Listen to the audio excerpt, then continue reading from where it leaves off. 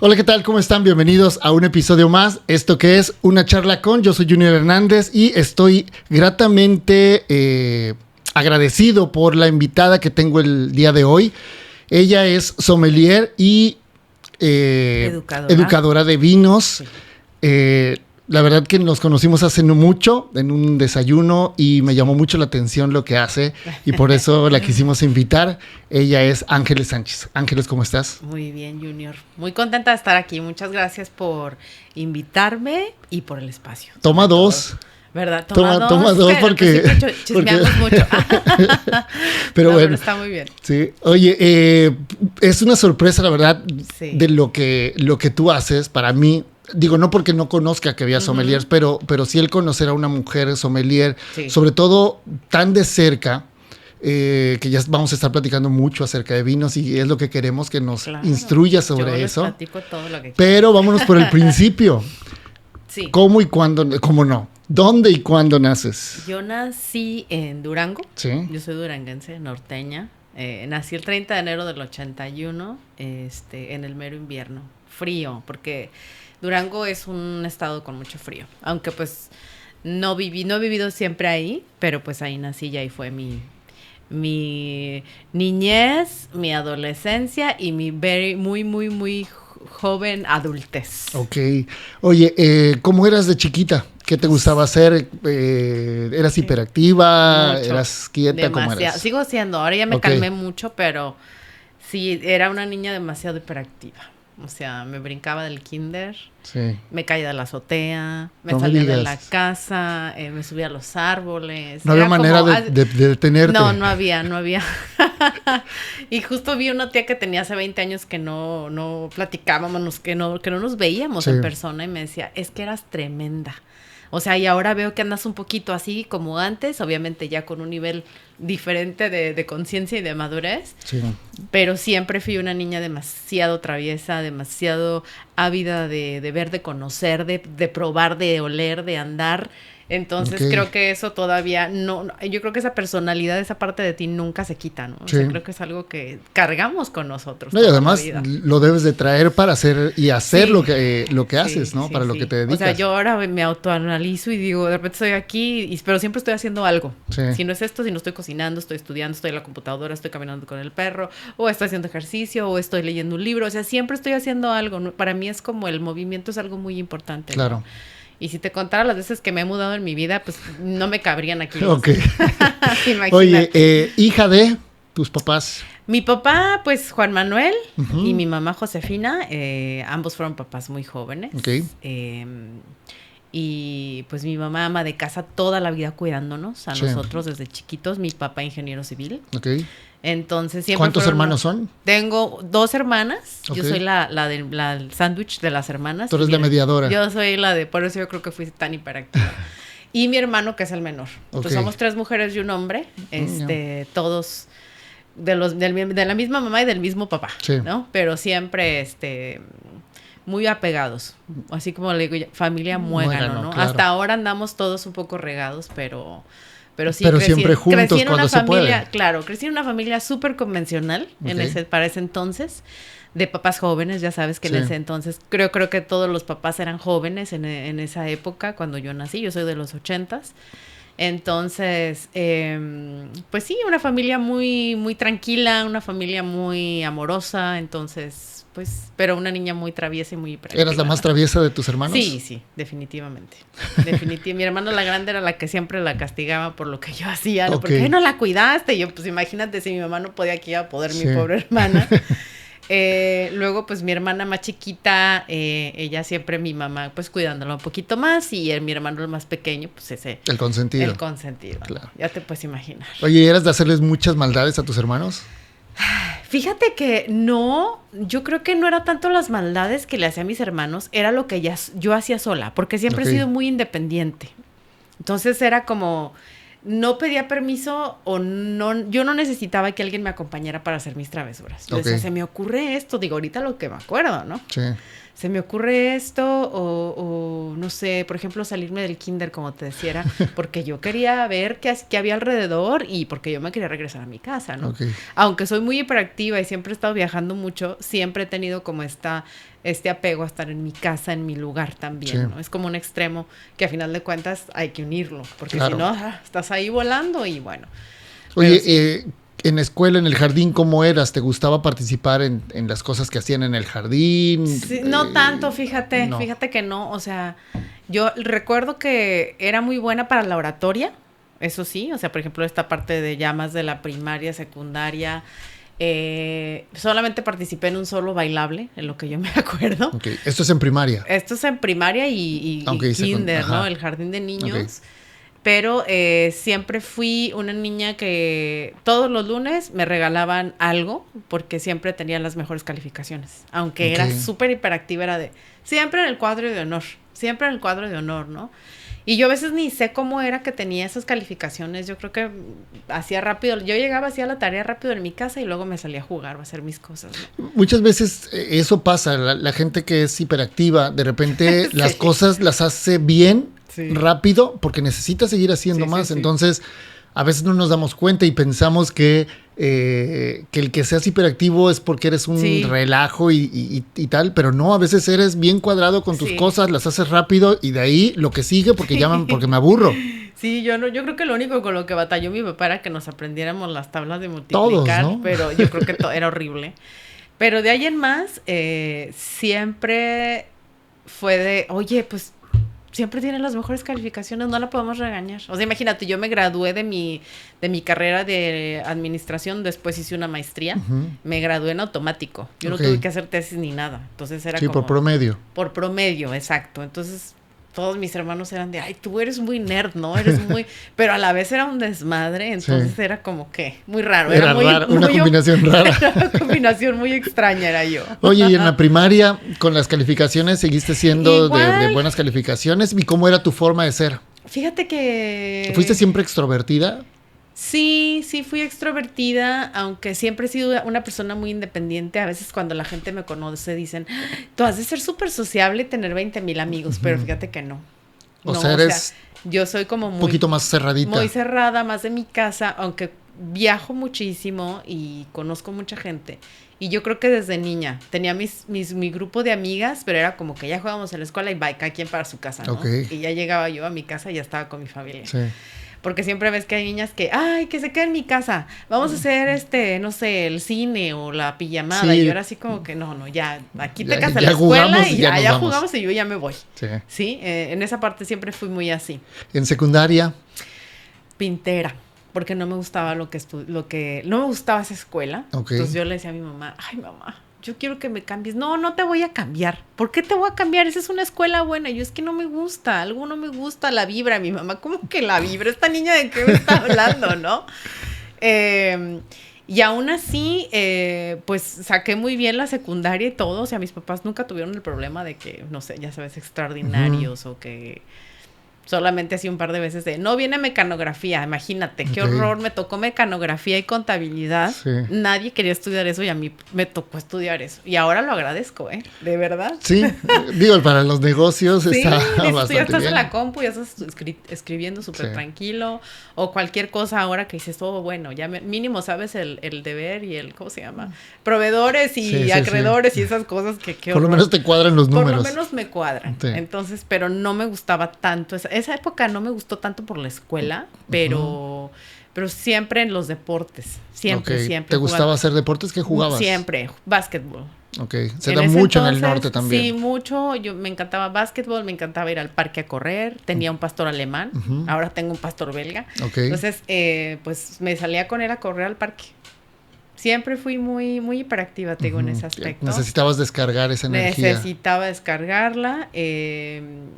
Pero bueno, también creo que buenos recuerdos en general, fíjate. ¿Bachillerato cómo lo cursas? También, el bachillerato, pues ahí tuve como que mi primer novio serio. Okay. Entonces, ahí era más pintera, por así decirlo, pero también lo saqué súper bien, fíjate. Sí.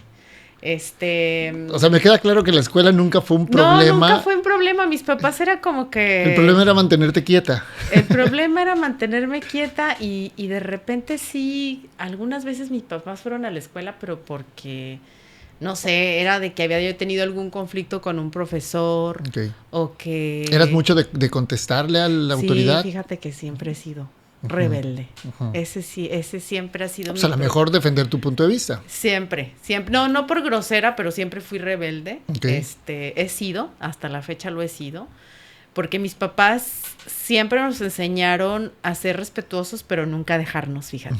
Eso se los agradezco muchísimo, porque siempre fuimos niñas, por ejemplo, mi hermana mayor y yo, siempre nos veíamos más grandes de nuestra edad. Okay. Entonces, las más grandes que nosotros a veces nos buleaban o pasaba algo y mi papá, no se dejen, nunca se vayan a dejar, ¿no? Por lo mismo. Entonces, incluso hay gente mayor de, oye, si te dice algo a alguien que no te guste, tú le vas a decir, con todo respeto, no me gusta lo que me está diciendo, ¿no? Entonces, eso me pasó algunas veces en la preparatoria, pero... Pues no recuerdo yo haber tenido algo así como súper grave, fíjate que nunca. O sea, nunca fuiste de conflictos grandes ni tal. Simplemente no te dejabas. No me dejaba, o porque fíjate, yo me juntaba, era muy curioso porque éramos un grupo de puros hombres y yo. Creo que estaba siempre acostumbrada a estar mucho con hombres hasta la fecha. Sí. Y... Perdón, que a veces para las mujeres es un poquito más fácil, ¿no? El tener amigos hombres porque... Yo creo pues que las cosas se dicen como son, como era, a lo mejor un poquito más directas. Y era muy curioso porque éramos un grupo de rebeldes, entre comillas, pero todos mis amigos eran súper inteligentes. Okay. O sea, unos eran súper nerds en los números, otros empezaba el tema de la programación, ¿te acuerdas? Sí. Hacían jueguitos y hacían cosas. Otros eran súper inteligentes en el tema musical. Okay. Yo era pues en todo un poco. No creo que nunca me consideré como en algo en específico como ellos, pero siempre hicimos un grupo de amigos muy padre en la preparatoria. Sí. Entonces, creo que fue una época que recuerdo con muchísimo cariño. Y se te ve, ¿sabes? Porque te cambió la expresión ahorita que empezaste a hablar de ellos. Sí, la recuerdo mucho, le agarré mucho amor y mucho cariño a cierto tipo de música. Siempre he sido muy exigente con la música. Okay. ¿Qué escuchas? ¿Qué te gusta? Bueno, en esa época, ¿qué te gustaba escuchar? Mira, y ahorita, ¿qué escuchas? Por ejemplo, escuchaba Smashing Pumpkins, escuchaba Fiona Apple, o sea, me iban los extremos, ¿no? De repente, pues, escuchaba, no sé, Gustavo Cerati, me encantaba Soda Stereo. O sea tenías un gusto ecléctico. De todo un poco, pero era como más por la música, por las letras, ya hasta la fecha, ¿no? Creo que soy como... con propuestas. Con propuesta. Sí, soy como la música, tiene que ser algo muy especial. ¿Hoy qué te gusta escuchar? Ay, mira, tengo muchos. Por ejemplo, hace rato estaba escuchando Ludovica Einaudi, porque yo trabajo en mi casa. Sí. O sea, en mi computadora es Es tu oficina. Es mi oficina, ahí en la barra de la cocina. Entonces, eso estaba escuchando, o de repente me gusta escuchar Hans Zimmer, que también, pues, es música que creo que tiene, de repente hay algunas muy intensas, pero hay otras muy, muy, muy calmas, ¿no? Entonces, y también algo de música house, como no, cuando estoy, o también de repente música de los 80s, música de los 70s, era James, cosas así, ¿no? Sí. Tengo un poco de todo, pero sí creo, como dices tú, algo con propuesta, en ese sentido, sí. Oye, entras a la universidad y estudias administración. Sí, yo estudié porque no sabía qué estudiar. La verdad, yo siempre dije, me voy a dedicar a... No sé qué me voy a dedicar. O sea, no tenías como que una meta... no tenía un objetivo, algo fijo. Algo, siempre, por ejemplo, mi hermana mayor quería ser como mi papá. Ingeniero civil o arquitecta o algo así. Y yo dije, ay, no, yo la verdad no sé. Mi papá siempre nos dejó ser súper libres en ese aspecto. Él nos decía... Estudien lo que quieran y sean los mejores en lo que vayan a hacer, pero estudien lo que a ustedes los haga felices. Sí, entonces, claro. Para el tener un papá y una mamá así, creo que nos dio como que a veces no sabes qué hacer con tanta libertad, ¿verdad? Sí. Entonces, eso me pasó y yo dije, bueno, ¿qué puedo estudiar que en algún momento renuncie y haga otra cosa? Ah, pues administración. Okay. Porque esto me va a servir para todo, ¿no? Entonces, estudié eso. Yo estudié en el Instituto Tecnológico de Durango, que es creo que hasta la fecha sigue teniendo un super nivel en nivel México. Y estudié eso y después hice mi maestría también, o sea, ya hice como un posgrado, vamos a llamarle así, porque yo terminé antes que los demás. Okay. O sea, entonces un compañero y yo, de toda la generación terminamos antes. Entonces dijimos, ¿qué hacemos? Pues vamos a hacer una maestría, un posgrado sobre administración ya de negocios, ¿no? Uh-huh. Y lo hice y pues muy padre, la verdad. También me ha servido bastante. Sí, claro, claro. ¿Y de ahí empezaste a trabajar o qué ocurrió contigo? Sí, la verdad es que yo conseguí, mi primer trabajo fue con mi papá. Uh-huh. Yo era su asistente. Ok. ¿No? Nos tocó un poquito ahí a mis hermanas y a mí ayudar a mi papá, porque él tenía su oficina, su despacho y todo, entonces le ayudábamos. Y un día dije, a ver, como que ya terminé la escuela y ahora sí creo que tengo que generar ingresos. Sí. Y tuve la muy buena suerte que me dieron pues ahora sí, de gerente de una sucursal, de una tienda, de un centro de distribución. Yo empecé a trabajar a los 22 años, 23. Ya como jefa, ¿no? Okay. Entonces fue súper padre la experiencia. Estuve ahí unos años y después de eso me fui a vivir a Los Cabos. Yo viví 20 años en Los Cabos, o sea, yo soy recién llegada aquí a Veracruz. Sí, ya lo vamos a hablar. Oye, y en Los Cabos, ¿a qué te vas? Yo a Los Cabos me voy porque, bueno, dije, a ver, Durango, pues como que no, yo tenía un novio en ese entonces que se mudó a Los Cabos y yo dije, bueno, pues okay, lo voy a seguir. Ya salió el peine ahí, ¿verdad? Y después dije, me voy a poner a trabajar en empresas de construcción, porque pues yo ya venía un poquito con esta parte de administración. Y sí, tuve la suerte de trabajar para dos grandes empresarios, uno italiano y otro mexicano de Los Cabos como su asistente y su administradora directa. O sea, siempre he tenido esa muy buena oportunidad en las posiciones. Sí. Entonces, pues el primer trabajo fue con extranjeros. Yo no estaba tan acostumbrada, la verdad. Pero pues me dijeron, a ver, ¿hablas inglés? Y esto, sí, todo bien, perfecto, contratada. Muy bien, ya, me quedé ahí. Con esta parte administrativa, pero yo no estaba como tan contenta, fíjate. Yo como o sea, sentías que algo todavía te faltaba que te llenara. Algo me faltaba que hiciera clic. Entonces estuve trabajando unos años en esto, no tanto, como unos 4 años, yo creo. Y después de eso fui a una agencia de colocaciones que en ese entonces todavía existían, donde tú ibas y te, ¿sabes? Sí, o sea, dejabas currículum y todo lo demás. No es como ahora que tú en internet, no era todo ahí. A través de una agencia, claro. Exacto, a través de una agencia. Sí, ellos tenían los contactos y más o menos te canalizaban. Era padrísimo. Ojalá que en ese sentido las cosas no hubieran cambiado, pero bueno, todo cambia, ¿no? Entonces este señor me dice, oye, ¿sabes qué? Hay una posición para vender vino. Y yo, ¿las ventas? No, a mí no me gustan las ventas, ¿no? O sea, ¿cómo ventas? Me dice, sí, ¿tú sabes de vino? Pues la verdad no conozco. Yo nada más tomo. Me gusta el vino. Siempre fui muy amante del vino desde 18 años o antes a veces, ¿no? Mi papá sí nos dejaba tomar de repente. Entonces, pues fui y me dieron la chamba. Okay. Y ahí me quedé. Y de ahí empecé a aprender, a viajar, a conocer, a leer. Mi primer libro fue un Larousse de los vinos. Sí. Mi tumbaburros, como quien dice, ¿no? Y ahí aprender bastante. Me tocó trabajar para una empresa que tenía un portafolio impresionante de vinos franceses. Uh-huh. Entonces yo veía esas palabras y yo decía, Puligny, Montrachet, Chassagne, Montrachet, Jura, ¿qué es esto? Dios mío, o sea, yo no le entendía ni una sola palabra. ¿Qué era eso, no? Entonces me puse a investigar, me dieron ellos capacitación en Ciudad de México y de ahí como que le empecé a agarrar mucho cariño al tema del vino, aparte que siempre me ha gustado estudiar, entonces dije, el vino es estudiar, ¿no? El vino es agarrar un libro, ver los mapas, más allá de probar y de ir a reuniones y de cenar y todo lo padre y todo lo divertido, pues también tienes que sentarte. Y claro, la parte fashion, la parte aburrida, ¿no? Esa también hay que hacerla. Sí, claro.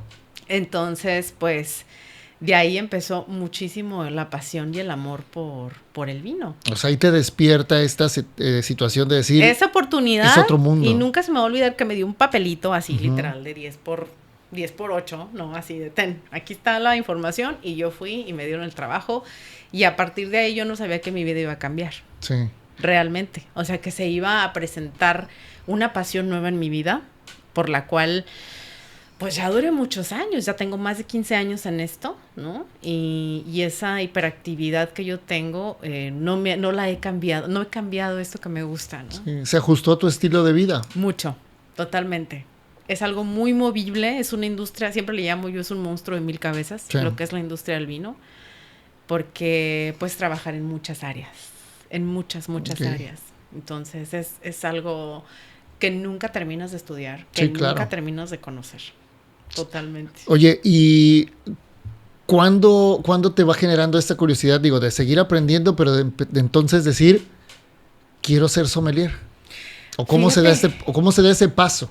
Pues cuando yo estaba trabajando en esta primera empresa que te comento, yo trabajé para Beard, que Beard es una marca importante en México, porque ellos trajeron las copas Riedel. No sé si tú has escuchado hablar de ellas. Ajá.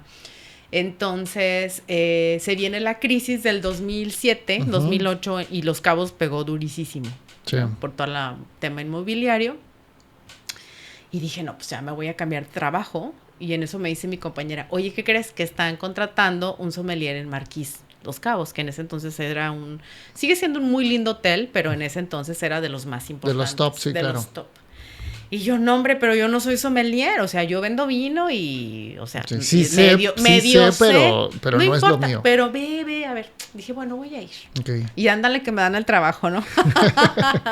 Me dicen, mira, pues obviamente que aquí vas a aprender porque el que me contrató es un argentino, que por cierto hoy trabaja él en una bodega en Oregón, y me dice, pues no te preocupes, o sea, yo te voy a enseñar, te voy a prestar 1000 libros, aquí vas a aprender, vamos a probar, vamos a...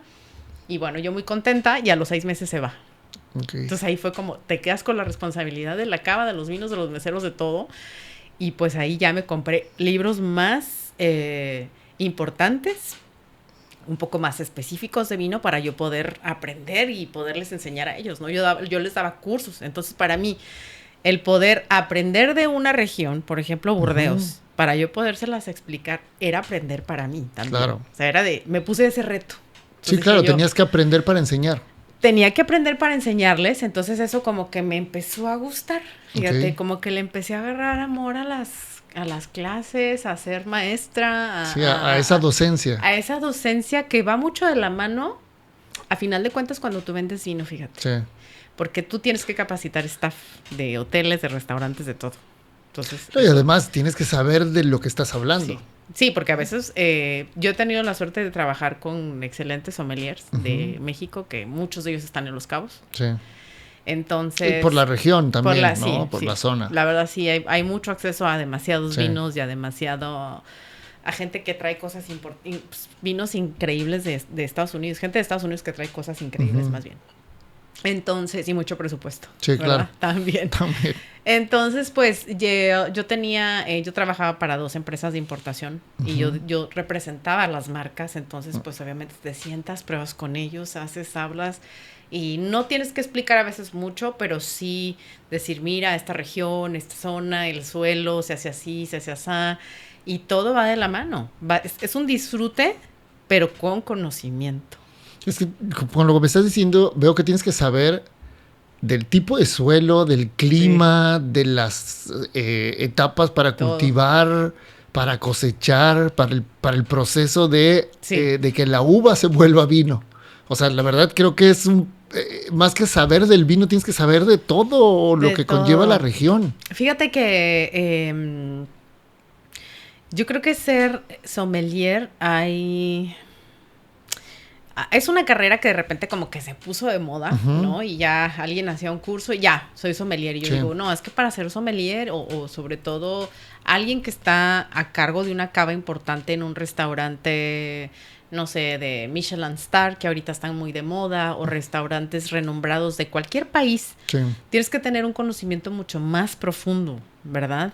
Y hay demasiadas regiones, demasiadas apelaciones, leyes, tipos de vino. Ahora el vino evoluciona también a través del tiempo. O sea, el vino no es estático. Es como te digo yo, es una industria de 1000 cabezas, porque cambia, es muy movible, hoy es un estilo, mañana es otro, pero luego ya regresamos al orgánico, pero luego ya volvemos a lo de baja intervención y luego ya menos barrica y luego, ¿sabes? Es algo que cambia muchísimo. Porque además creo que también el medio ambiente influye mucho en que un vino de una región determinada no vuelva a ser el mismo que una cosecha anterior, ¿no? Fíjate que me da mucha risa porque yo tenía clientes que me decían, es que este vino me gusta por copeo, pero no quiero que vaya a cambiar, ¿eh? No quiero que se te termine y que cambie yo. A ver, espérate, no estamos hablando de cerveza o de Coca-Cola. No es fórmula, claro. No es una fórmula, exacto. Cuando estamos hablando de productores que realmente van con la naturaleza, que tendría que ser así todos, pero bueno, hay muchas empresas que sí tienen como una fórmula, la verdad. Los vinos cambian, porque el clima cambia. Hay días más hay años más lluviosos, hay años más secos, hay años donde, no sé, una región le pegó granizo y se perdió una helada, un hongo, estos vientos de, ¿cómo se llaman los del norte? ¿De Santana? De Santana, que son súper calientes, que literal cocen las uvas. O sea, hay muchísimos factores, incendios, ¿no? Que Australia, California, Chile, algunos países los han experimentado. Entonces, no podemos es un producto que cambia mucho, que oscila mucho. Sí. Se puede tener una producción grande y al final de cuentas se acaba y no sabes cómo viene la otra. Exacto, literal. Aunque sea la misma casa de la misma región y todo. Exacto, por eso me dicen, pero oye, ¿por qué tiene la añada la botella, no? Bueno, pues la tiene porque en ese año es la cosecha de ese año. Y ese año nos habla, hay bodegas que tú ves en su página, ves las fichas técnicas y ahí te hablan, este año fue así, ya sa. Entonces, cuando tú pruebas el vino, dices, entiendo por qué tiene este mayor nivel de alcohol, más tanicidad, más color, más esto, ¿no? ¿Por qué? Porque el año fue muy cálido. Sí. O cuando tienes más acidez, porque el año fue muy frío, ¿no? Entonces, todo esto cambia. Por eso hay que estar probando y conociendo y viajando, porque eso te da una amplitud muchísimo más o una mejor perspectiva de lo que es el vino, de lo que es la región, de lo que puedes recomendar, de lo que más o menos ya dices, me gusta esto, o esto va bien para esta comida o para este tipo de restaurantes. Eso es lo que te ayuda a entender. Oye, hay vinos de diferentes precios y te había escuchado decir que no porque fueran caros a veces son buenos, ni porque fueran tan baratos son de lo peorcito. No. Yo creo que podemos encontrar, obviamente siempre tiene que haber como mira, en gusto se rompen géneros. Claro, sí, pues entonces, habrá gente que le gusta el vino de caja de Chedraui. Sí, exacto, y bueno, cada quien. Pero yo creo que tienes que obviamente, encontrar primero la base, que sea un producto de calidad, de acuerdo al precio que tú te estás tomando, ¿verdad? Una pregunta para los que no sabemos de vinos. Sí. ¿Cómo sé que un vino puede llegar a ser bueno o de cierta calidad como para empezar en esto del vino? Exacto. Mira, yo creo que hoy en día hay muchas guías y hay muchas páginas y hay muchos sommeliers que te pueden dar como una idea por dónde irte, pero a final de cuentas es un gusto que es un gusto adquirido que tú vas a ir desarrollando con el tiempo. ¿Y cómo? Pues probando. Definitivamente no hay otra como decir, educando el paladar. Educando el paladar. Hoy voy a probar, no sé, espumosos de este estilo, prosecos o champán o lo que tu presupuesto te dé. Sí. Pero sí tiene que ser algo que tú digas, ¿sabes qué? Sí tiene si es un vino redondo, si es un vino que tiene una buena acidez, una buena tanicidad, una buena estructura, de acuerdo a lo que yo estoy pagando. Porque, no podemos exigirle mucho a un vino de 200 pesos, de 300 pesos. No vas a decir, oye, pues está agradable, está sencillo, es un vino sencillo, pero es un vino agradable para lo que yo lo voy a usar. Un vino del día a día. Sí. O sea, en México no tenemos tanto esa cultura de decir, pues voy a tener vino para todos los días en mi casa, ¿no? Entonces, pero en otros países sí. Tú puedes encontrar vinos de 12 euros, 8 euros en Europa y son vinos muy buenos. Son vinos que están muy buenos. ¿Por qué? Porque la gente ya tiene un paladar muy desarrollado. Entonces, los productores tienen que hacer cosas, a lo mejor para supermercado, pero que estén muy bien hechas. Sí. Entonces, en México, de repente nos llegan algunas cosas así, que tú dices, oye, precio-calidad, esto está bastante bueno. ¿Cuál sería un vino que tú recomiendes que sea bueno y que esté más o menos a precio para la gente? Sí. Digo marcas, no sí, importa. no importa, Bueno, no, mira, yo creo que yo tengo, justo acabo de estar en Durango y me encontré unas así súper ofertas en el Chedraui que dije, ¿qué está pasando aquí? ¿Qué no venden los vinos? O que yo le pregunté a la cajera, oye, ¿pero qué está tan barato esto? No, es que porque estamos sacando vino que está ahí rezagado. Y yo, ¿no? O sea, dije, con permiso. Unos Barbera de Albas increíbles de pues, productores buenos en 200 pesos. Okay. Cosas así, ¿no? Pero bueno, yo creo que vinos de supermercado, pues puedes encontrar de La Rioja, por ejemplo, Cune, que es una bodega muy clásica. Sí. Puedes encontrar marcas del Riscal, de Rueda, que es un verdejo muy rico, la verdad. Estoy hablando más. Creo que en el supermercado te puedes encontrar... es que hay tantísimas marcas que no sé, puedes ir aquí es que la selección, por ejemplo, de Costco Cabo, Costco México, Costco Veracruz, claro, son totalmente diferentes. Sí. Pero creo que Costco también tiene como unas marcas propias que también son muy buenas. Tiene vino de Napa, tiene vino Chianti, tiene champán de su propia marca Kirkland, que son vinos bastante bien hechos, la verdad. Okay. Entonces, estamos hablando de vinos de supermercado, sí, ¿no? Sí. Que tú vas y dices, bueno, no voy a gastar 1,000 pesos, voy a gastar 300, pero voy a pagar un buen vino, un vino rico que puedo... disfrutar en la tarde. Disfrutar en la tarde, everyday wine, amigos, como decimos, ¿no? De repente se me antoja abrir uno y me lo tomo. Sí. O sea, algo así, ¿no? Sí. Pero ya si quieres vinos más de especialidad, ya son más ir a tiendas de especialidad o wine shops o con distribuidores específicos donde tú vas a encontrar productos que muchas veces o la gran mayoría de las veces no están en el supermercado. Sí, claro. Entonces, por eso empresas como la mía estamos más... tratando de jalar más gente y de dar a conocer otros productos. Eso creo que es algo importante. Sí, educar a la gente, sobre todo a la gente que le gusta el vino y que quiere probar, porque muchos a veces nos damos de, no, a mí me gusta el vino, pero realmente no sabemos lo que estamos tomando. Exacto. O sea, o me gusta el vino dulcecito, ¿no? Sí, pasa. Sí. El que le dicen tempranillo, ¿no? Sí. Fíjate que, bueno, tempranillo es una uva que aquí, por ejemplo, en Veracruz, veo que les gusta mucho el vino español. Okay. Entonces, tempranillo de Ribera del Duero, de Rioja, de Toro, que aunque tenga diferentes nombres, en diferentes regiones, es una uva que en México se consume mucho por la influencia española. Claro. Y también porque en México ya está en varias regiones, ¿no? En Guanajuato la puedes encontrar, en Querétaro la puedes encontrar, en Valle de Guadalupe. La famosa ruta del queso y el vino, ¿no? Exacto, en Querétaro. Exactamente. Entonces la puedes encontrar en muchos lados, pero no necesariamente es la mejor. Sí. O sea, ahí es donde a veces dicen, es que el Cabernet es mi vino favorito. Y yo, a ver, espérate, ¿de dónde? ¿Y de qué precio? Y sin barrica o con barrica, ¿sabes? Es muy subjetivo de encerrar y decir, este es el mejor vino, ¿no? Ya hay gente que dice, es que a mí nada más me gusta esta región. Y yo digo, híjole, pues te estás perdiendo es como si fueras un restaurante y todo el tiempo estuvieras pidiendo un ribeye con vegetales. Y, oye, tenemos otras cosas en el menú, ¿no? Date la posibilidad Date la oportunidad, porque de repente, mira, te voy a contar una anécdota que a mí me pasó en Hermosillo. Sí. En una feria de vinos. Yo llevaba vinos alemanes, austríacos y de Estados Unidos, ¿no? Entonces llegó un señor, estos señores así muy norteños, con sus mejores copas Riedel, las más fancy de toda la fiesta, y llegan y me dicen, dame tu vino más fuerte, ¿no? Así. Y yo no. ¿Pero por qué? Le digo, porque aquí vamos en orden.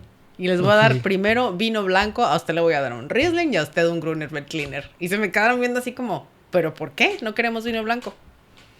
Aquí va en orden. Mira, les voy a dar poquito, les dije, para que lo prueben, ¿no? Entonces ya le doy a uno Riesling y a otro el Gruner, se lo toman y... bueno, a ver, danos más. Se los doy, se los sirvo y se van. Y a los 10, 15 minutos regresan con la hija, con la esposa, con el hijo y con la cuñada. Tienen que probar estos vinos blancos. Yo dije...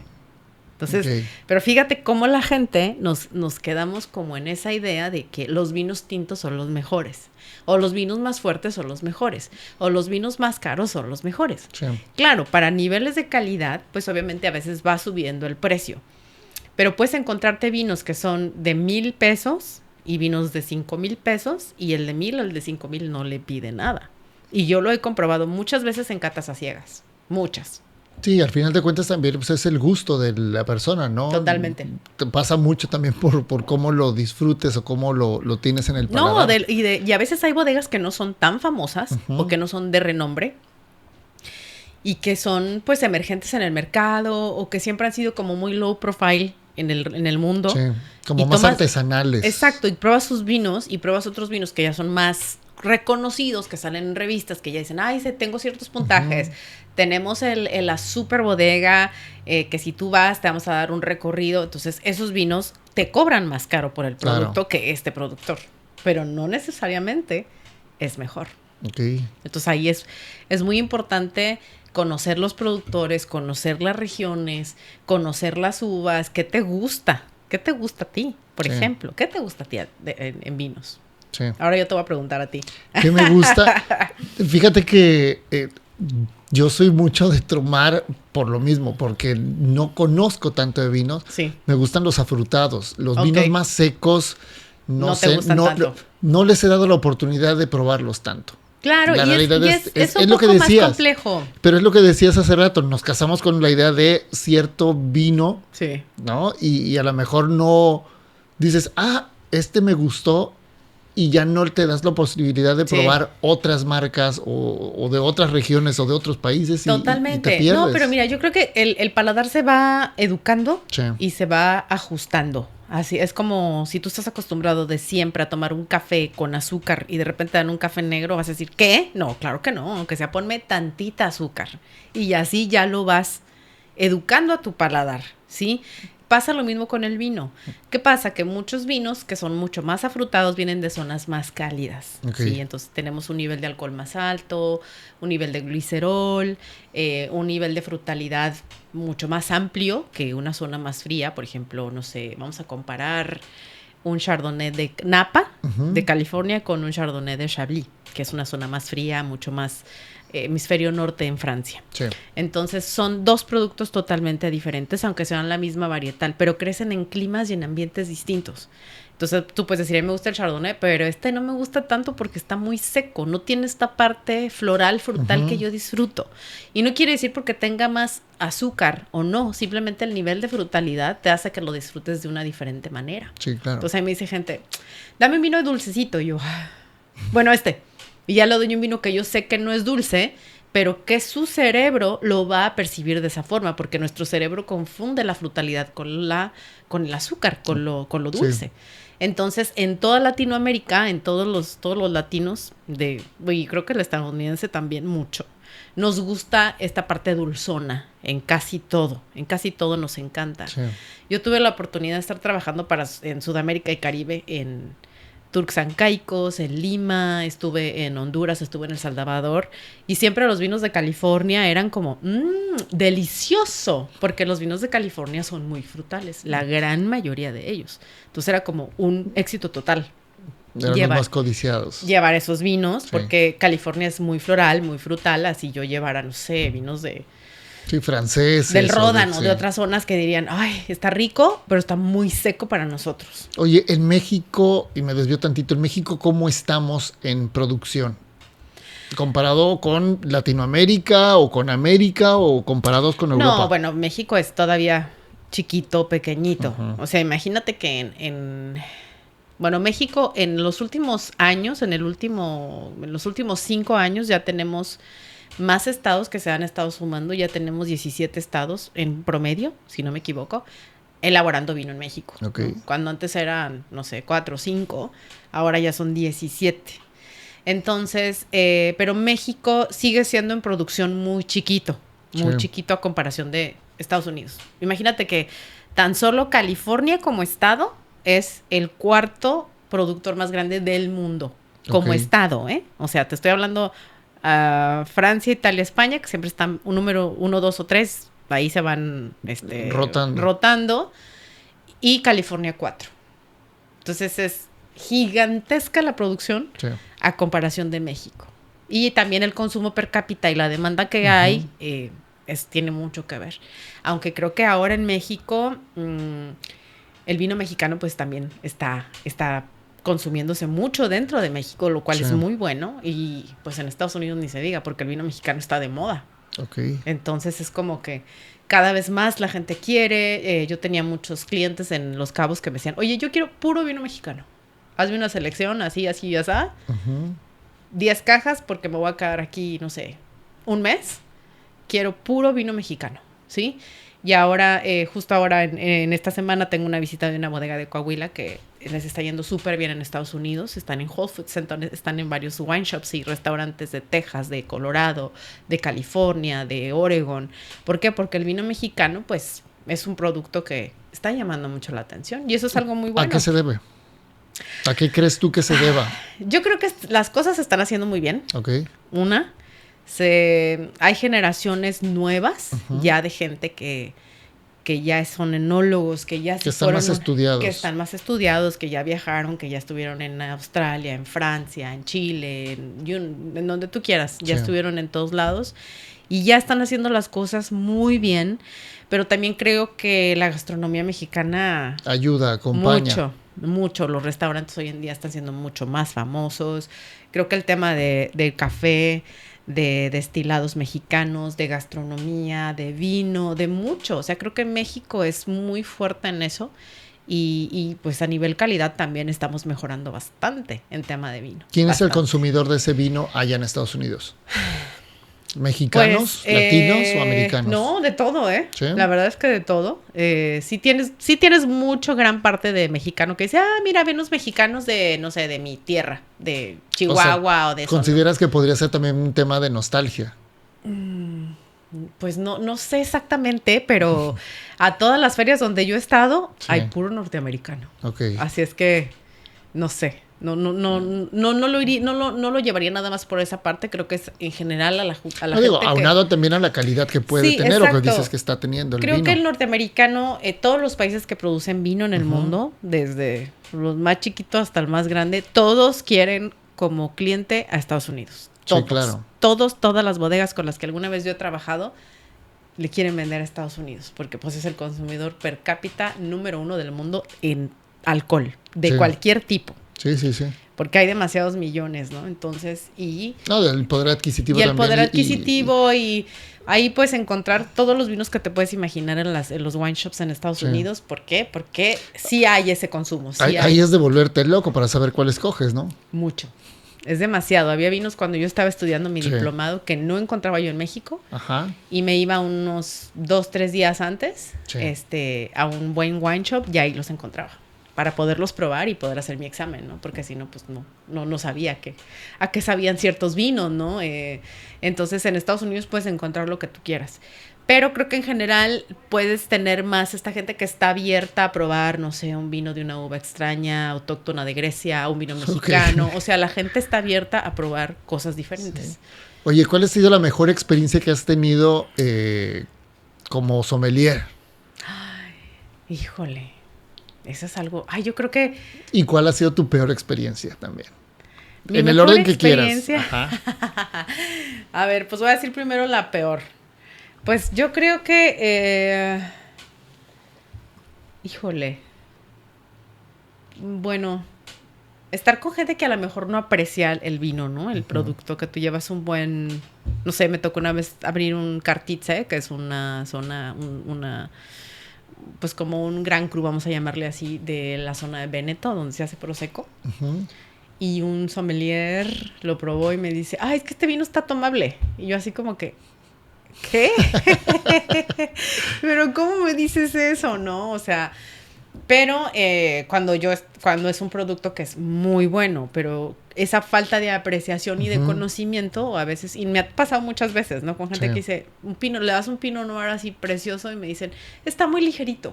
Y yo, pero a ver, no puedo yo ir contra el cliente, llámese mi cliente o un cliente de un restaurante, porque es un gusto. Entonces, ahí es donde está, no necesariamente los vinos que a mí me gusten le van a gustar a otra persona. Sí, pero sí debería de existir una cultura y una apreciación y decir, wow, qué vino, está delicado para mí, pero es un vinazo, ¿no? Pero para eso, pues la gente necesitamos tener muchísima más educación en ese aspecto. Sí, porque al final es un gusto y desde ahí partimos, entonces no... Exacto, es un gusto, es algo que tú dices, no, o simplemente hay gente que me dice, ¿sabes qué? Yo el vino tinto no me gusta puro vino blanco, perfecto. o viceversa. Yo solamente vino tinto, vino blanco no tanto, aunque ya te platiqué la anécdota con los señores estos que cambiaron de parecer, ¿no? Y yo creo que la mejor experiencia pues ha sido estar en bodegas muy, muy antiguas, de 800 años o más, en Austria, o haber estado con... ¿Qué se siente, por ejemplo, tú que tu vida y que hoy tu pasión es el vino? Pues ¿qué se siente llegar a un templo donde ha habido tanto? Yo creo que la parte histórica es algo que se aprecia muchísimo en una bodega, se contempla mucho, y cuando tú pruebas los vinos dices, bueno, con razón, ¿no? Con razón se han mantenido tantos años. Sí. Con razón se ha mantenido, o sea, estar en bodegas que se manejaban por monjes, que los monjes hacían los vinos y que después la familia recupera ese Schloss o ese castillo que se llama Schloss Gobelsburg, y ellos lo recuperan y luego empiezan a recuperan, pero no porque estuvieran peleados, sino porque ellos le piden al gobierno ya retomar esa propiedad. Sí. Y el gobierno les dice sí, pero siempre y cuando hagas lo mismo que estaban haciendo los monjes. Y te lo doy con muchísimo gusto. Entonces es una bodega muy interesante. O también haber estado con Ernest Losen, que es un enólogo. Yo creo que es un parteaguas este señor en Alemania. En toda la elaboración de vinos hoy por hoy, de baja intervención, de grandes viñedos, Gran Cruz de esa zona. Entonces, hablar con ellos, que te lleven a su bodega, pasar todo un día hablando con estas personas es como, wow, no sé nada. Sí. ¿Sabes? Es como... Justo platicaba yo con una persona que hace muchas entrevistas de la India, pero ya vive en Londres, y tuve la gran fortuna de que me entrevistara para una revista que se llama Sommelier India Magazine, y ella me dice, le digo, ¿sabes qué? Entre más aprendo y viajo y veo, siento que sé menos. Sí. Es como, me falta muchísimo camino por recorrer, ¿sabes? Sí, esto es algo que el vino ha sido una parte... muy, muy complementaria, muy intrínseca de la cultura del ser humano desde hace siglos enteros. Entonces no podemos conocer todo, es imposible saberlo todo, haber probado todos los vinos. Y además lo que me decías hace rato, o sea, lo que se va generando día con día o año tras año, de diferencia de uno a otro, aunque sea del mismo lugar y todo eso, pues te va haciendo cambiar y te va haciendo tener esa necesidad de seguir aprendiendo. Totalmente. Yo creo que por eso es muy importante que experimentemos la gente, que vayamos al supermercado sin miedo y probar. A ver, esta uva suena raro, pero la voy a comprar, ¿no? Igual y me llevo una muy buena sorpresa y deduzco que me gusta Cabernet Franc, o que me gusta Syrah, o que me gusta el Malbec, o que me gusta lo que sea. Y ahí tú vas aprendiendo. Sí. Entonces el día de mañana ya tienes una idea de lo que saben cada una de las uvas. Y te vas alejando de esos vinos dulces, ¿sabes? Porque todos empezamos en algún momento a tomar lambrusco o a tomar ese tipo de vinos. Hasta hasta todos los que habíamos aprendido de vinos en algún momento, venimos de probar ese tipo de vino, ¿no? ¿Por qué? Porque tu paladar va evolucionando. Claro. Es un músculo, siempre les digo, ¿no? Sí. El paladar, la nariz, el olfato, pues lo tienes que ir educando. Entonces, esa parte también, pues, de experimentar. No, yo creo que siempre me dicen, es que ¿cuál vino me recomiendas? Y yo, es que no sé qué te gusta. Bueno, es que me gustan suavecitos, así, ya sabes. Mira, pues empieza con, no sé, un rosado de Provence, o empieza con un espumoso así, ya sabes, ¿no? Y además, ¿para qué lo quieres también, no? Exactamente. ¿Con qué lo vas a acompañar? Esa es otra cosa. Si lo quieres para estar en las tardes en tu casa viendo la tele o una serie, es diferente. Aunque tampoco hay una regla, te voy a decir, porque hay gente que dice, se me antoja este vino tinto a las 3 de la tarde que hace un calor. Bueno, pues bienvenido. Hablando de eso. No hay una regla. ¿Cómo se toma el vino? Híjole, bueno, a ver. ¿Frío o al tiempo? No. Mira, yo creo que, a ver, yo he estado viviendo en zonas muy cálidas, que son Los Cabos y Veracruz. Y es un reto tener los vinos a buena temperatura, en un restaurante, en una cena, en lo que sea. Y me tocó a mí recibir al director de Chateau Pavie, que es una bodega muy importante de la zona de Burdeos. Y me vio así que metí sus vinos, al hielo, ¿no? Y se me quedó viendo como diciendo, ¿qué estás haciendo? O sea, de verdad me vio con ojos de te voy a ahorcar.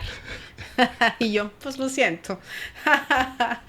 Entonces, cuando ya serví el vino y todo, se acercó al final de la cena y me dijo, oye, muchas gracias. Los vinos estuvieron a perfecta temperatura. Y yo, pues claro, es que vivimos en una zona donde hace mucho calor. Pero en general, la regla general es, entre más ligeros son los vinos, más frío. Okay. Sí, si estamos hablando de champán, de blancos sin barrica, de vinos espumosos, de rosados ligeros, de vinos tintos ligeros, mediana temperatura, ¿no? Vinos muy ligeros, ¿Cuánto fríos. sería mediana temperatura? 14 grados. Okay. Aquí 14, 13. Está 13, bien. 14 está muy bien. Y ya si estamos hablando de vinos con más cuerpo, más intensos, 16, 18. Aquí yo no me iría más. Sí. Porque tú sirves el vino. O sea, si tú ves un libro, dice, ay, 22 grados, hello, estamos en Veracruz, ¿no? Sí. Pero siempre que esté fresca la botella, que esté fresca, ¿sí? Que tú la toques y digas, no está súper fría, pero está fresca para un vino tinto, porque tú lo sirves y en 5 minutos la temperatura ya cambió. Sí. Entonces, lo ideal es que vayas siempre poniéndolo, no sé, o en una enfriadera, con un poco de hielo. Si estás en tu casa, pues lo metas un ratito al refri. Yo creo que sí. O sea, una vez que lo descorchas, sí necesitas tenerlo en frío, para que esté en una temperatura agradable. Sí, aquí sobre todo pensando en Veracruz. Sí, pensando aquí en el calor, sí, totalmente. Mira, si tú vives en una zona del hemisferio norte, del mundo cualquiera que sea, sí, no son tan marcadas las temperaturas. O si estás en otoño, invierno, claro, tú puedes dejar, mira, me ha tocado estar a mí en pleno junio en Oregón y dejan las botellas de vino blanco, rosado y tinto en la mesa y tú te estás sirviendo y el cambio de temperatura no cambia. No es brusco, o sea, no es tan brusco, es un poquito, va cambiando. Pero aquí, bueno, lo dejas tú en tu casa, aunque tengas el aire acondicionado prendido, y el vino se eleva inmediatamente de temperatura. Sí. Entonces, ¿qué pasa? Al ser una bebida alcohólica, pues lo primero que se evapora es el alcohol. Entonces, tú lo tienes que mantener a una temperatura agradable. Es lo mismo que les digo, cuando toman una cerveza, ¿cómo la toman, no? Sí. Sobre todo las cervezas muy ligeras, las tomas muy frías. Es un poco similar a lo que es el vino también. Ok. Entonces, siempre servirla a la buena temperatura y en una copa limpia, que no tenga malos olores, o que esté bien trapeada, porque ahí, si no lo haces, le vas a afectar mucho al vino también. Puedes servir el mejor vino, y si lo sirves en una copa que está mal trapeada, mal lavada, bye. Ahí ya. Se comió el sabor. No hay vuelta atrás. Sí. Exacto. Oye, ¿el vino se toma completo o puedes taparlo y refrigerarlo? Mira, hoy en día, por ejemplo, hay diferentes tapones, ¿no? Closures. Tienes el taparrosca. Sí. Tienes el vino lock, que es como un taponcito de vidrio. Y tienes un montón de diferentes tipos de corchos. El corcho natural, el corcho de comprimido, o los de plástico, de muchos materiales. Pero yo creo que en general el vino nació para ser vinagre. Es una realidad. Entonces, un vino con un buen tapón, o sea, si tú lo pones un taparrosca, te puede durar hasta 2 días en el refrigerador, más o menos. Y un vino con corcho, pues un día y medio, 2, igual. Bueno, pero si abres una botella de vino, te la tomas. Te la tomas. O sea, yo les digo, a ver, ya la abriste ya, ¿no? Sí. Porque si tú abres un muy buen vino, por ejemplo, pongamos un vino, no sé qué se te ocurre, un vino francés, un champán, ¿no? Que aunque tengas el tapón de champán o de vino espumoso, lo abres hoy, mañana ya no vas a ver igual. Sí. Por mucho que tengas sí, hoy en día está el Coraván, ¿no? Que tú puedes picar con la aguja y inyectar gas argón, etcétera. Está bien, pero eso es más como para un restaurante que va a servir una copa, o tú que tienes en tu casa, oye, voy a solamente a tomarme esta copa y voy a guardar el vino otra vez acostadito y todo para que no le entre oxígeno. Pero en general es un producto que nació para, lo abres y se consumirse, claro. Se terminó, exactamente. Oye, vamos a hacer una pausa claro. aquí y vámonos ahora con otra parte que quiero que conozcan y que queremos conocer. ¿Cómo nace tu empresa? ¿Cómo nace VeraWine? ¿En qué momento decides sí seguir en las ventas, pero ahora voy a hacerlo de otra manera? O sea, antes me imagino vendías como si fueras una distribuidora. Exacto, yo trabajé para 2 importadoras grandes, importantes, bueno, para 3 en realidad. Y pues siempre he podido, incluso me tocó escoger vinos para México, ¿sí? Para decir, oye, vamos a traer este vino de Alemania, este vino de Francia, de la zona de Pouligny, de Chablis, de lo que sea, ¿no? Este vino de Estados Unidos, oye, ¿cómo ves? Sí, no, funciona, no funciona, sí, funciona, vale, para el mercado excelente. Muchos vinos mexicanos me tocó escoger. Sí. Me mandaban muestras y yo probaba, este sí, este no, este sí, este sí, este tampoco, este, ¿sabes? Pero pues un día decido como que ya quería cambiar mi estilo de vida también. Quería estar más en contacto con un México más México. Okay. Con una parte más verde. Ya como que añoraba mucho ver la naturaleza, lo verde. Y hace unos 3 años mi hermana me invita a venir a Veracruz, porque ella vive aquí con su esposo. Y yo como que, pues sí, voy a conocer Veracruz. No tenía yo ni idea de lo que era Veracruz, más lo que yo veía en la televisión. La verdad, nunca había venido a Veracruz. Y cuando vengo, me encantó. Yo dije, wow, qué bonito es Veracruz. Yo tenía una idea totalmente errónea, ¿no? De lo que era el estado. Sí. Entonces, el año pasado, para estas épocas, precisamente para septiembre, vine a hacer como un mapeo, ¿no? Así de ver, oye, me iré para allá, no me iré, funcionará poner una distribuidora o no. Entonces empecé a ver, me fui incluso hasta Jalapa, estuve un poquito por todos los restaurantes de aquí de Veracruz y dije, bueno, pues creo que sí vale la pena. Hay mucho que hacer en el sentido de educación, dije, pero creo que sí se puede lograr algo interesante. Y me vine para acá. Ok. Entonces, pues ¿Qué dejas? ¿Qué dejas? ¿En dónde? ¿Dónde estabas? Ay, ¿qué dejo? Pues muchos años de experiencia, porque casi toda mi experiencia fue en Los Cabos, a excepción de casi un año que yo me fui a vivir a Nueva Zelanda, porque yo me fui a vivir a aprender de vino, a hacer vino. Ahora sí, a hacer vino. Me encantó. Pero tengo muchísimo agradecimiento, mucho agradecimiento con lo que yo aprendí, con la gente que trabajé, con haber empezado para mí, en uno de los mejores mercados de México. Sí. Y eso a mí me abrió mucho las puertas en muchos lugares.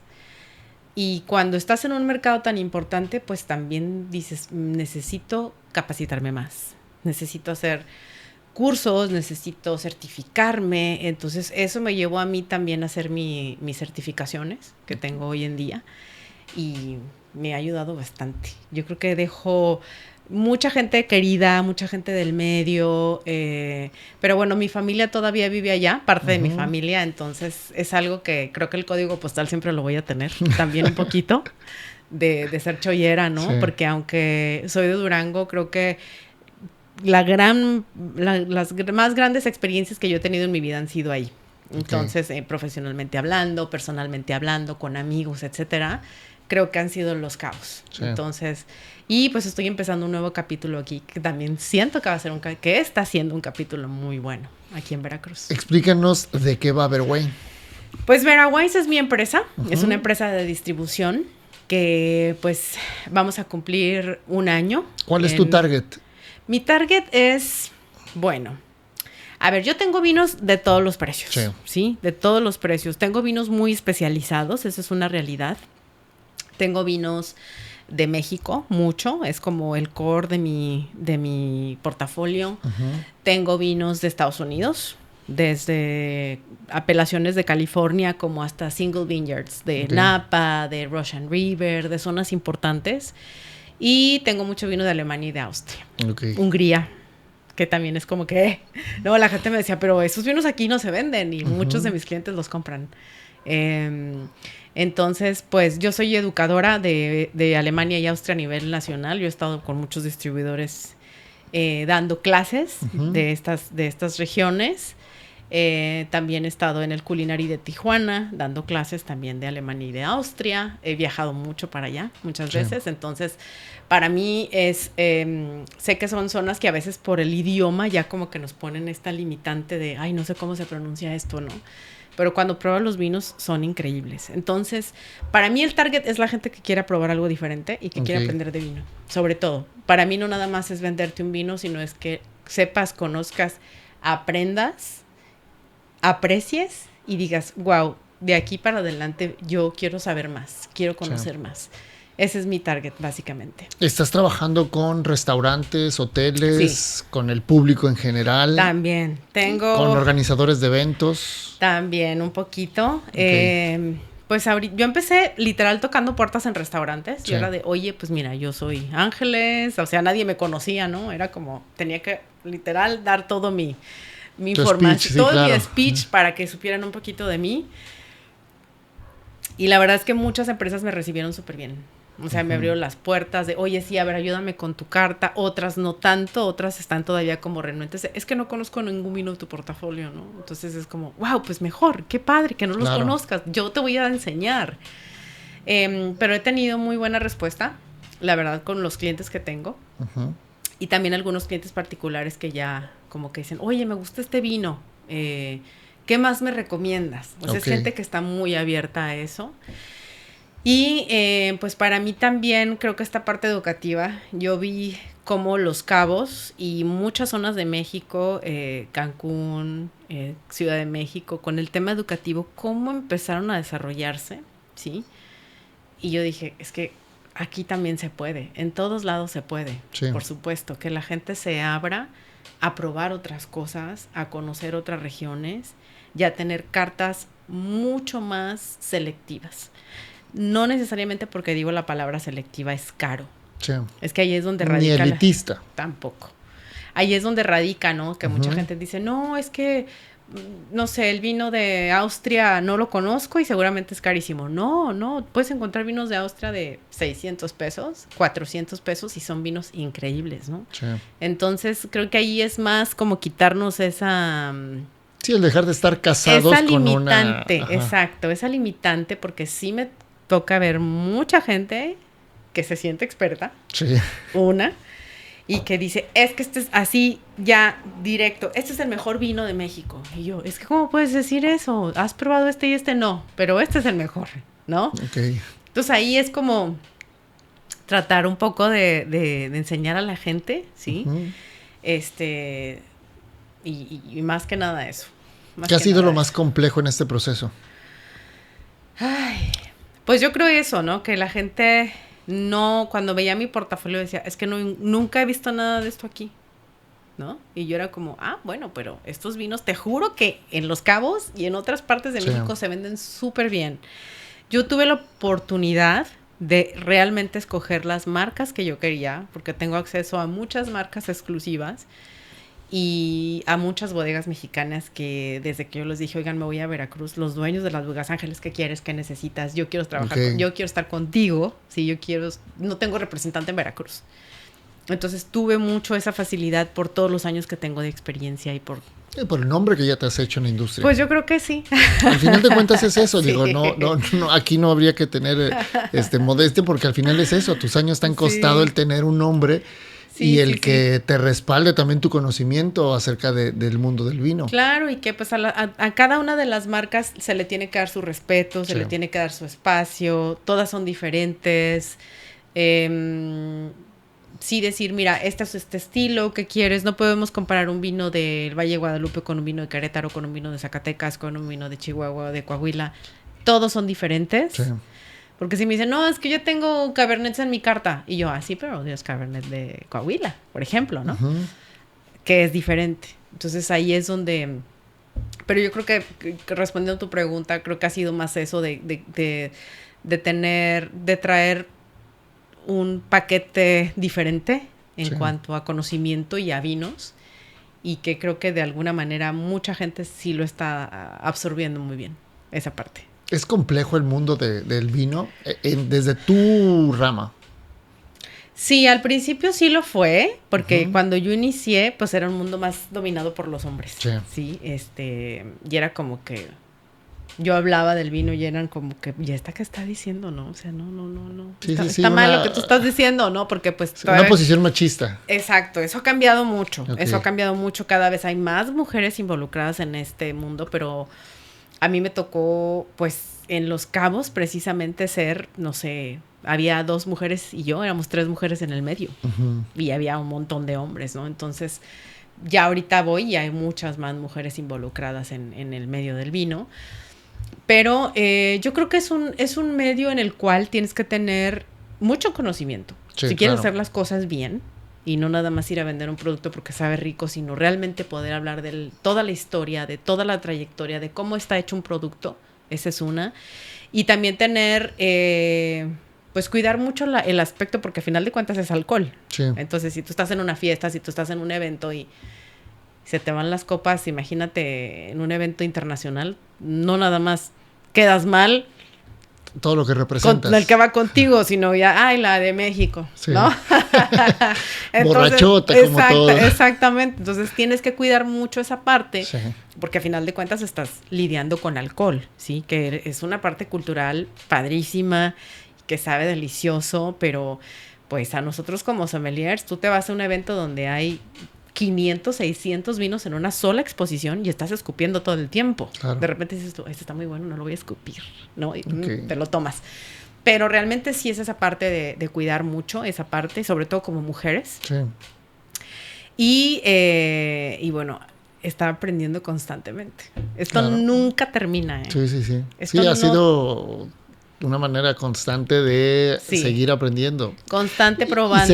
Y seguir creo que buscando, ¿no? Sí, buscando porque mira, los vinos están constantemente modificando. Evolucionando por el clima, por todo lo que hemos hablado, ¿no? Exacto. Surgen nuevas bodegas también, surgen o se reavivan regiones que estaban un poco dormidas, luego de repente se ponen de moda, entonces ver si puedes traer, qué puedes hacer.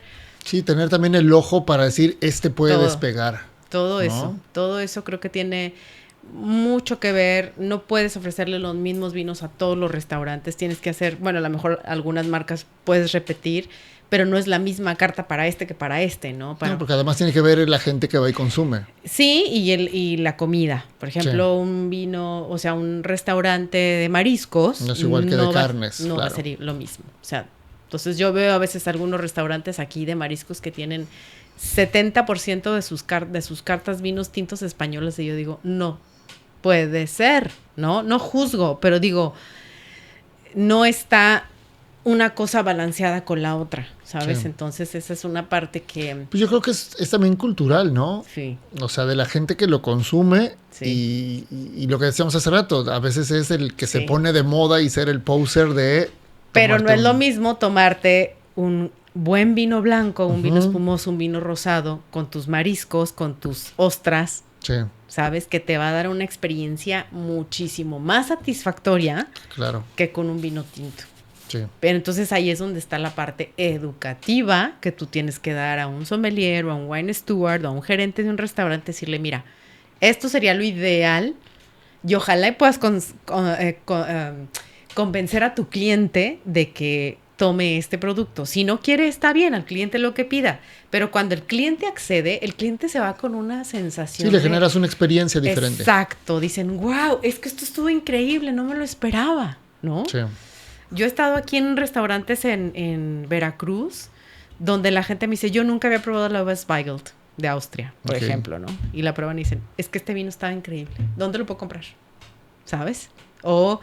no sé, pensé que todos los Rieslings eran dulces y este está increíble. ¿Dónde lo puedo comprar o con qué lo puedo maridar? Sí. ¿Sabes? Entonces, ahí es donde vuelvo a lo mismo. Nos tenemos que tenemos que ayudarle a la gente para que se abran nuevas experiencias también.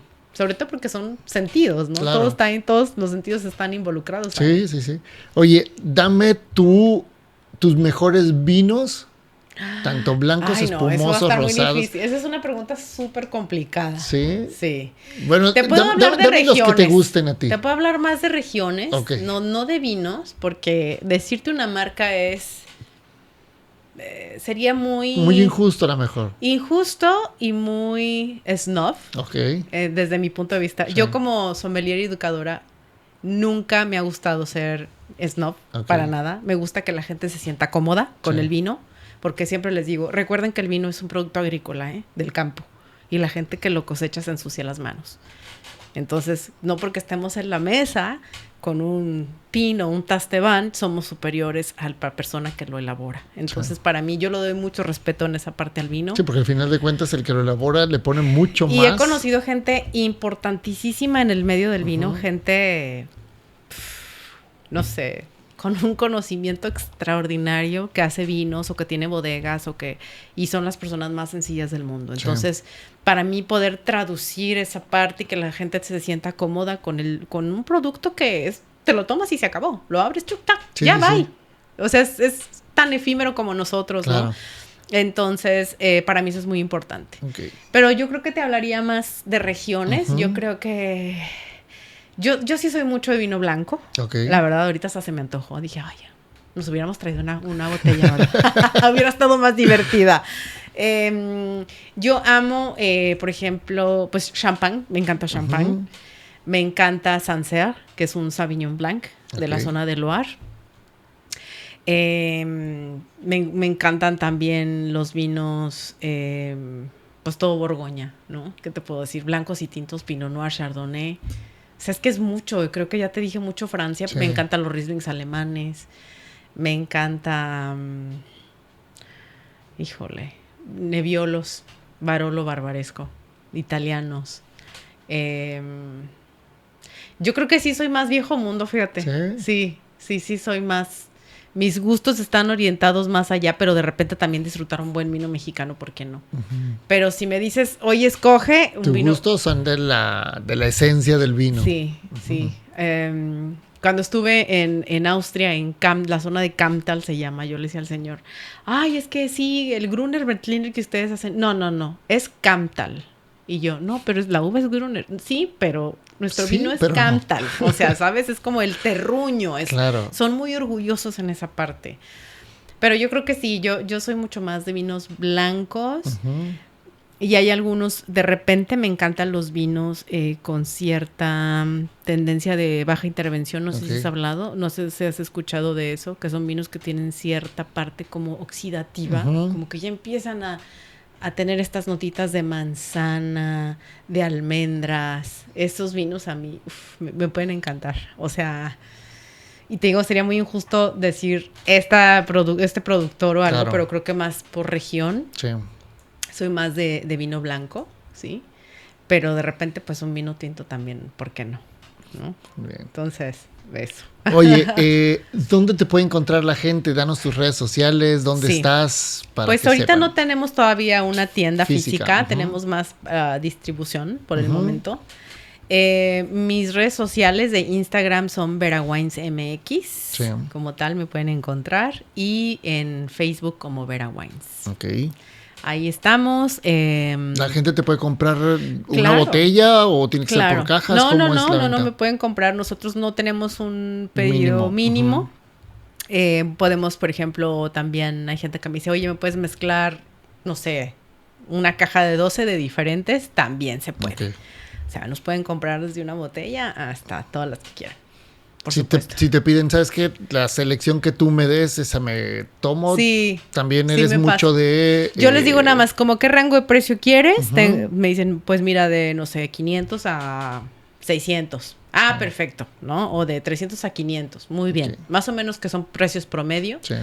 Y yo ya les escojo lo que creo yo conveniente. Entonces, regularmente, o casi todos, me dicen, oye, me encantó. Igual y se los puedes surtir, o sea... surtido, tintos, blancos, sí, claro, por supuesto. Y también ahorita pues ya estamos haciendo nosotros las opciones de regalos navideños para empresas. Esa también es una parte que si a alguien le interesa, con muchísimo gusto. ¿Cómo va a estar ahí el tema? Pues mira, yo tengo un portafolio navideño que les puedo enviar a la gente que está interesada. Sí. Que te contacten a través de tus redes sociales. Sí, me pueden mandar un mensaje directo o también mi teléfono es 229-116-9017. Okay. Ese es mi teléfono ya de aquí de Veracruz. Y ahí me pueden pedir los portafolios y con mucho gusto yo se los puedo mandar para que los vean. Muy bien, muy interesante. Y la verdad que es que el mundo de los vinos da para hablar muchísimo. Porque como dices... No terminaríamos aquí en un... No, bueno. Luego nos vamos a tener que poner a hablar de región por región. Exacto. Sí, y vas a tener que traer muestras de cada región. Exactamente. Yo creo que las pláticas con vinos son más divertidas, además, ¿verdad? Hacemos degustación y todo y nos vas enseñando. Pues tenemos una masterclass el día 19 de septiembre en la Luna Solmare. Ok, ya en para que nos acompañe, por supuesto. Va a ser de los vinos del altiplano mexicano. Okay. Entonces, que son vinos que no estamos en la latitud que dicen los libros de dónde debe crecer las uvas, la vid, pero eso se compensa con la altitud que tenemos en México. Entonces eso es algo muy interesante que la gente tiene que saber y que prueben estos vinos, sobre todo de Coahuila. Vamos a tener vinos de Sierra de Arteaga, que es una zona muy emergente, pero que está haciendo cosas increíbles. Pues bueno, si es que ya lo saben, contraten por favor a Vera Wines. Si quieren también para regalos navideños, están a tiempo. Para que no se saturen y al rato no digan ya no encontramos. No, por eso desde ahorita lo estamos haciendo, para toda la gente que quiera hacer regalos a quien sea. O algún corporativo que quiera hacer sus regalos, nosotros hacemos desde 1 hasta los que quieran. Y ya lo saben, los que quieran consumir vino y aprender también. Con todo gusto, ahí en Vera Wines les pueden... En algún momento vamos a traer cursos aquí a Veracruz, con certificación de Wine and Spirit Education Trust para la gente que está interesada y bueno, que quieran aprender y que quieran saber más y que simplemente hay gente que dice, no me dedico a esto, pero quiero saber más. Entonces la curiosidad. Es una parte cultural que ojalá todos desarrollemos. Me parece genial. Vamos a empezar también nosotros a desarrollarla. Perfecto, muy bien. Pues bueno, muchísimas gracias, ya lo saben. Si les gustó este episodio, por favor, compártanlo, denle like, suscríbanse, es importantísimo, manden sus comentarios. Y pues bueno, la próxima semana tendremos a otra personalidad que también tiene que contarnos de historias de vida, así como lo ha hecho nuestra amiga Ángeles. Muchas gracias. Muchísimas gracias por estar aquí. La verdad te agradezco mucho por abrirnos el panorama. Pues un poquito, porque es muy amplio, como tú decías, pero al menos que tengamos ahí una partecita que nos haga ser más, más abiertos. Y yo con mucho gusto. Muchas gracias por la invitación, Junior. Y a tu público también. Espero que les guste este episodio. Yo creo que sí, estoy seguro. Pues bueno, ya lo saben, nos vemos la próxima semana, por favor. No se lo pierdan en esto que es Una Charla Con. Yo soy Junior Hernández. Hasta luego.